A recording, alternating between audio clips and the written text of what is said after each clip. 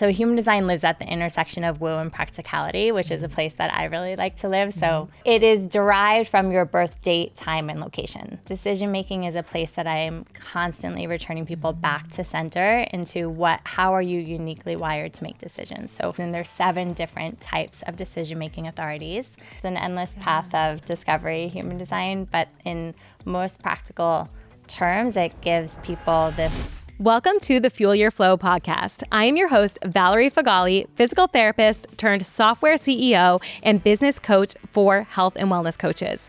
We are going to be talking about all things health and business. They might be more closely related than you think. So let's go ahead and get into it.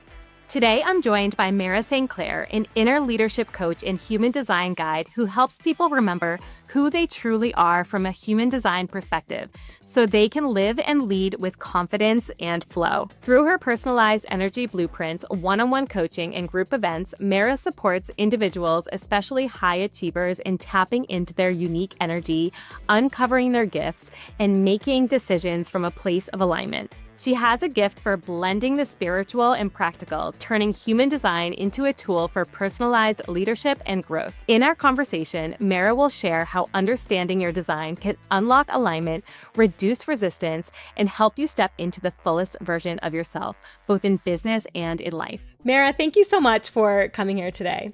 So you and I, when we first got connected, it was funny because I was doing a mastermind and you were a guest speaker at the event. And right before, we were not told what was going to happen. And it had been a lot of information, a lot of business strategy in the morning.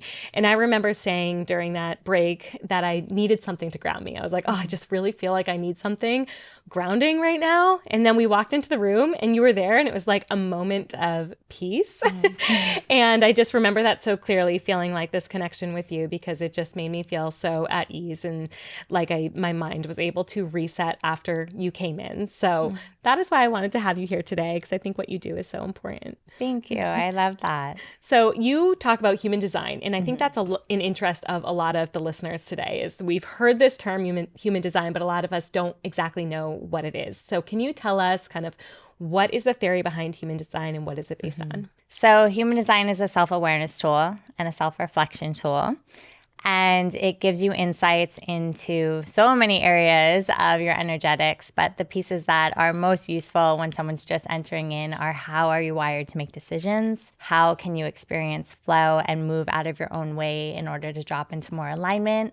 I think in business context, oftentimes people are looking at what's their collaboration style, what size teams do they really thrive with, how do they best receive information, how are they designed to share information in a way that feels authentic and natural for them. So there's so many applications.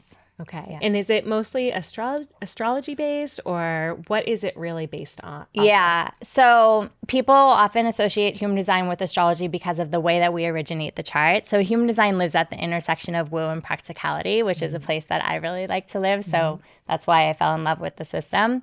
So it is derived from your birth date, time, and location. Okay. So that's the piece that is closely linked to astrology, and it does map the astrological transits at the time of your birth. Okay. And it's also a synthesis of so many other systems. So it uses the Kabbalah tree of life, the Hindu chakra system. The Chinese I Ching is probably the biggest influence on the system. And so it takes all of these different ancient wisdoms and it synthesizes them together to give you what's called a body graph chart, which then when I'm looking at it, it's a unique map of the energetics of the person sitting in front of me. And that's what gives us the insights into all the things that I just shared. Okay. So when I first looked at the chart, I was like, whoa, there's a lot happening here. So can you kind of break down where do people start when they're looking at their chart and working with somebody who can help them? And what are the different types? How do we start? Yeah. So the most common place to start is with type. And it's an archetypal system. There's 5 main archetypes. And there's so much nuance that lives beyond and below and within each archetype. So don't get hung up on the fact like I'm a generator, I'm like every other generator. It couldn't be furthest from the truth. The magic of the system is that it shows exactly what's unique about you and gives you a way to orient and relate to yourself. Okay. And we have to start somewhere, so we start with type. So the 5 types are called generators. You're a generator. I'm a generator. And I'll go through each one, and then we can circle back and go into a little bit more detail. So our generators are builders. They are people that are here to sustain efforts over time. They are full of energy when they are in alignment. Then we have our manifesting generators, who share so much and similar with generators. And the difference or the nuance to them is that they're often really feel good with lots of balls in the air. So they like to juggle things. They like to have their energy moving different directions. In business, we call them our express builders. Okay, because they're moving so quickly and in lots of different directions at once, oftentimes. And then we have our projectors. Our projectors are known as our advisors and our guides and our leaders because their gift is less so in what they do and in how they see. Right. So this is why they're known as the guides, because they're guiding all of the generator and manifesting generator energy. And then we have our pure manifestors. Our pure manifestors are our innovators, our initiators, our fire starters, the people that are here to really show us a new, different way of doing things. And then we have reflectors. And our reflectors in business, we call our evaluators. They're someone that, like their name sounds, reflect back the pulse on how we're all doing. Okay. And then going deeper from that. So we could use my chart as an example. And what's funny is that when I initially submitted my chart and I got my birth time wrong. And so I resubmitted recently and found out that you and I have some in common on our charts. So I know that it then breaks down into kind of like, are you a sacral, right? Do you react from your sacral center, or what are the numbers? Break it down a little bit further. So the pieces that you're speaking to are what's called profile, which is the numbers. And the profile in your design gives you kind of the themes that emerge over your life and sort of the how.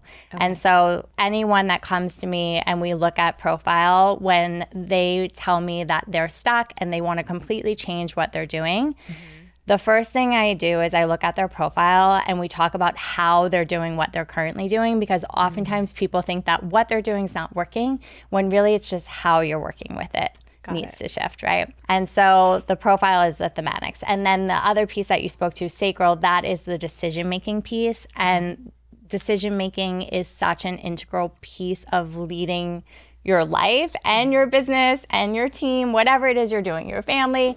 We're making decisions all day long. And so decision making is a place that I am constantly returning people back to center into how are you uniquely wired to make decisions. So for you, as a sacral decision maker, your decisions happen in the moment. Okay. If you are tuned into your body and paying attention to what is the information that my body is giving me in this exact moment, that is your answer. Okay. And what that feels like as a sacral decision maker is that if you're a no on something, it's probably a shrinking and a contraction or some version of this. And if you're a yes, there's a sense of expansiveness and a leaning in, very much how when you shared when you first met me and you came into the room and you felt like a sense of like, okay, good. Right. So that's a sacral indication, bodily expansiveness in the moment. And that sounds very clear and obvious for some people, but for some people, it really takes work to begin tuning into what is my body saying, because our conditioning is such that we override our body all of the time. And so the great invitation of human design is to follow your decision-making authority, which is unique and different for each person. There's 7 different types of decision-making authorities. And not to not use your mind, but to allow your mind to shift its place in the hierarchy of how you make decisions and lead your life. And so you're paying attention to what your mind is saying as far as organizing information, analyzing, weighing pros and cons, looking at data points, collecting other people's opinions. And then there's a reflection back to what was my body saying at the moment that I began the decision, where is my body standing now? And so as generators also, this like yes, no, this like visceral noises that come through is also a sign for a sacral, because generator it has to have a defined sacral.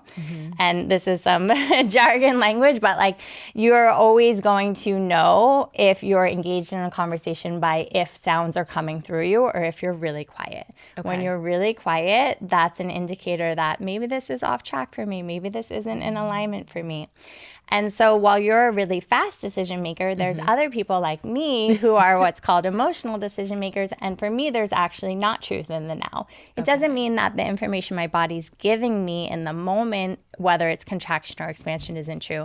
But I'm not designed to make decisions off of what's happening in the moment. I'm really meant to sleep on my decisions over time and kind of allow myself to have a full wave of emotions around them and get to a place of calm neutrality. Interesting. Yeah. And so this piece is so useful for people in navigating correct next steps. Yeah, I can see how that rings true in my life because I definitely am a quick decision maker. There's like once the topic is brought up, the question is brought up, it's like, okay, we're going to do it this way. And sometimes my team will be like, well, wait a second, like, take a step back. And though I do value that because I think that, honing in on the data and all that is so important as well too. It's like usually once I've made my decision, like that's what we're going to be going with. And I have found that in my life that has served me well to just go in, and then even if it doesn't work out, like you can always pull back, right? Yes. And so I have found that like, let's just take the risk, let's just do it, let's see what happens. And then if it doesn't work out, like I'm okay with that as well too. Yes. Yeah. And I think that for people, because I know a lot of your audience are people that are coaching other people. And so understanding how your client set is making their decisions when they're in alignment, and then helping them to use this empowered tool as a way of connecting to their truth. And also understanding people oftentimes, because I'm an emotional decision maker and I'm slow and I have a good poker face, not intentionally, but like I don't give a lot on my face all of the time. Yeah. And so people that have coached me in the past have said, like, I really don't know how you're feeling about this yet. And because I know my human design, I know how I make decisions, I say, well, I don't know yet either. Yeah. Right? Like, I need to sit with it. And so also understanding from a client basis of, are you working with someone who you really need to tap into, is there resonance for them right now in this moment? Or are you working with someone that really needs to take the information that you're giving them, sleep on it, give them a couple days to then come back and say like, yes, I'm in alignment with this. Yes, I'm going to be accountable to this. Yeah. Or not. I think that's so important to really think about, because as coaches, sometimes like the way we coach is a certain way that aligns with our own experience and how we've gotten success, right? And so that is how typically we coach. And that's a lot of times how our members or people who come to us get matched up with us, because sometimes they're in alignment with that. But also there are going to be people who maybe still get into our programs that just receive information differently. Yes. And I think that's so important for coaches to recognize, because I know a lot of the coaches that I work with will have these moments of frustration when maybe their client isn't taking action on their advice, or maybe their client isn't getting the result as quickly as they had expected. And it may be that their style of coaching isn't quite matching up with the client's style of action and learning and receiving. Absolutely. Right. And so knowing almost your client's human design can actually be a huge benefit to both the client and the coach as well. Absolutely. And then also on the side of the coach, right? So it came to me when you're speaking through what you're just explaining, like it can feel deflating when someone's not taking the information you're giving them. So specifically for projectors, which is about 20% of the population, they need recognition, right? Because projectors are the guides of the energy. And the way that they work is that they deeply see someone, right? And so projectors oftentimes have solid advice. They see what the person needs before the person sees it for themselves.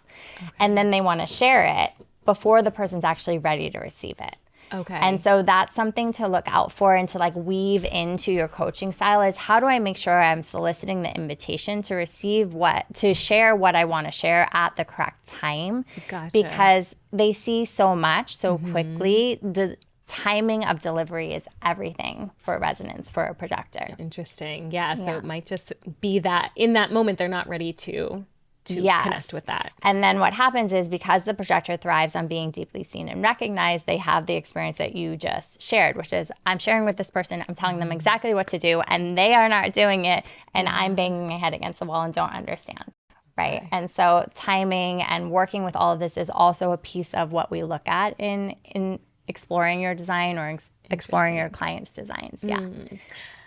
The numbers. Yes, let's go into that. So you're a 4-1. Okay. So profile, like I said, is kind of the how. So the 4 is the networker.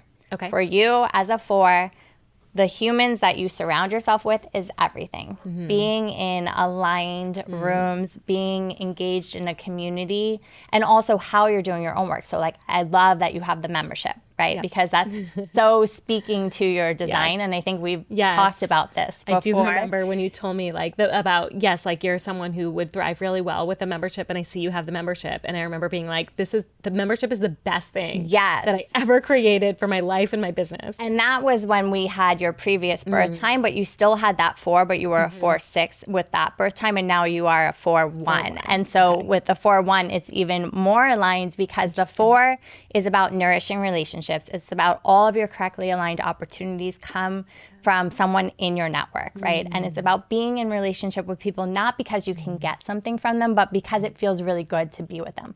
The 1 wants to go deep. The 1 wants to have deep relationships. The 1 wants to go deep in the foundation of knowledge in whatever the area of expertise is that you're sharing. And you also want to share rich information. And so the membership plays out so beautifully, because it allows you to have the container of the relationship for a longer period of time with people. It allows you to go deeper into conversation with people. And so you're getting this one-line investigative energy, like really satisfied through that process, but also building and nourishing the community. That rings so true for me. Yeah. And I was actually just on a call with someone else the other day, and we were trying to figure out like, who am I as a leader? How can I pull that out? And one of the things was that I really like to see, like, witness the transformation of the group that I'm like connected most with. Absolutely. And so, just kind of watching them go through that transformation, knowing that I had something to do with it, is really important to me. But it has to be kind of that, not just a random group of people, but that kind of group that I've been nurturing. And you are speaking to another piece of your design that's a little bit deeper layer, but because I knew I was coming here with you, I looked at your chart this morning, and you have this gift that's called the channel of maturation. And the gift is all about helping see people through their own evolution. And so it really is this, it feels like this energy, this drive, this pulse, because it originates in your root, and it's almost a pressure to help people evolve into the best expression of themselves. And it's a really powerful gift in your design. Oh, thank you. That's good to know. Interesting. So let's talk, do you typically see trends of different entrepreneurs or coaches that fall into a certain type, or is it all over the board? I think it can be all over the board. And generators, because they have the energy to sustain the efforts over the long time, oftentimes love a coaching relationship. Now, projectors do too. It really can be all over the place. And again, it brings me back to human design is best utilized to not put constraints on what you can do, but to really help you optimize how you're doing whatever it is that you're doing. That is the truth of the system when it's in its best use. Now, there are themes that I see in specific types of work. Like, you work with the body, and you have a history of working with nutrition and vitality. And when I pulled up your design, I said, I wonder if Valerie's going to have the 58, which is the channel of vitality, the gate of vitality. It's about someone that has gone through lessons of loving the body, loving their own body, being in relationship in that way, and you have that. And so there are certain things. Also, business owners commonly have the 54, which is the channel, the gate of ambition and drive, right? So there's certain nuances, that gifts that show up in specific areas and arenas, but as far as the broader angles, like, it all flows. It's just, how do you work with it? It's so deep. And do you mind if I ask you, because I know you have a really interesting story of how you got to this place where you're helping people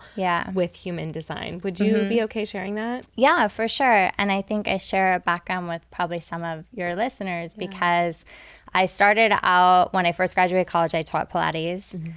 I was a nutritionist. I was an IIN trained holistic counselor, health counselor. Is that what it was called? It was so many lifetimes ago at this point for me. I ended up starting a juice cleanse company to service some of my personal training and nutrition clients, and then grew that business into multi-million-dollar business, had several business transactions happen, mergers and acquisitions and private equity money, and it got really big.